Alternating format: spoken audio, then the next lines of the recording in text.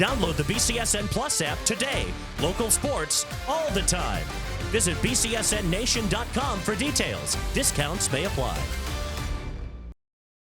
At the BCSN Honors Sunday, Ottawa Hills senior infielder Rose Hajjar won the Joe Ragnowski Inspiration Award. Ragnowski was a legendary announcer for BCSN who passed away in 2017 after a battle with cancer. And when you talk about an inspiration, look no further than Rose, who despite every thorn put in her side, is shining brighter than ever.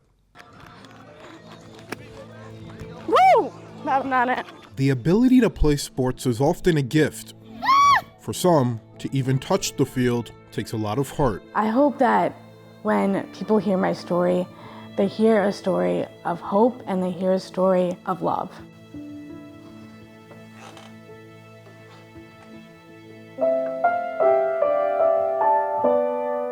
The song is called Wildflowers. It's a really beautiful song. Written for someone who's blossomed through life's biggest challenges. I think about how far I've come through my health, but also as a person growing with my family and my faith. Fittingly, her name is Rose. And she grew from the concrete.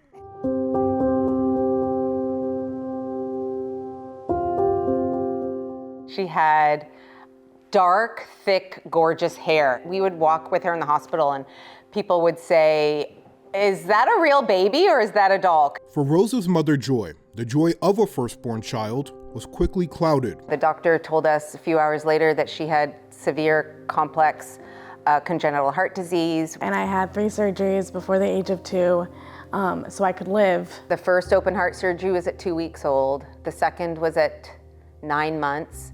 And at 2 years old, she had her 3rd and final stage of the repair. The surgeries later led to complications. When Rose was 5, she developed protein-losing enteropathy. And this illness really took a toll on Rose. She was missing a ton of school, and she was just progressively getting worse. So as a kid, it was hard for me to keep up with my sisters, keep up with my friends. I couldn't be a normal kid, but also it was the only thing I really knew. I was in the hospital every week. Rose's ongoing struggles with her health meant no sports. She leaned on family to be her guardian angels. My sisters were always including me in everything. As long as I could do everything I could, I was doing okay. In February 2018, Rose was placed on a heart transplant list.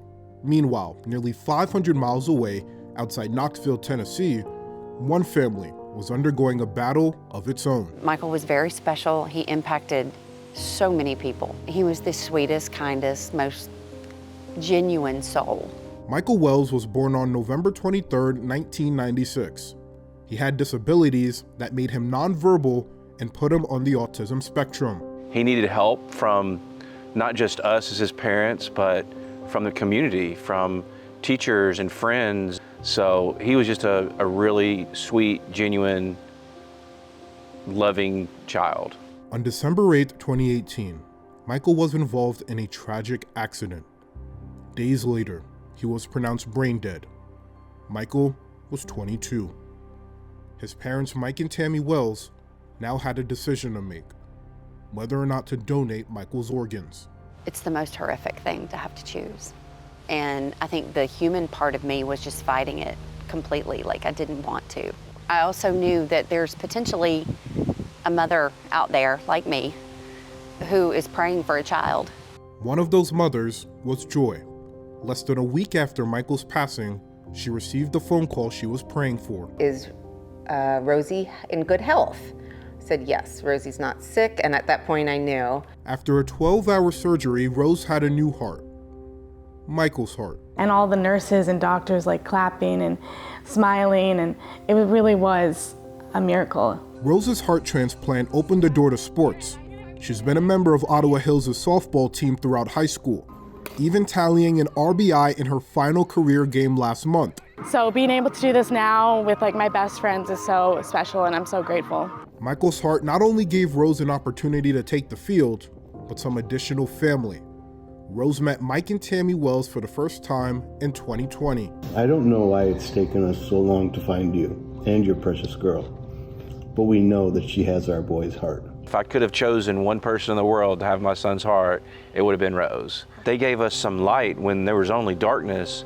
The Wells fly up for Thanksgivings, birthdays, and most recently, graduation, where Rose shared her story and the battle she won. Rose likes to say that when she goes on her journey, she takes a piece of Michael with her. A journey that'll take her to the University of Michigan next fall, a place that she knows all too well. Surgeries, all of my hospital visits was up there in Michigan at Mott Children's Hospital. And now going there to hopefully pursue pre-med is really full circle. Organ donation saves lives, and I'm living proof. In Ottawa Hills, Yao Bonsu, BCSN.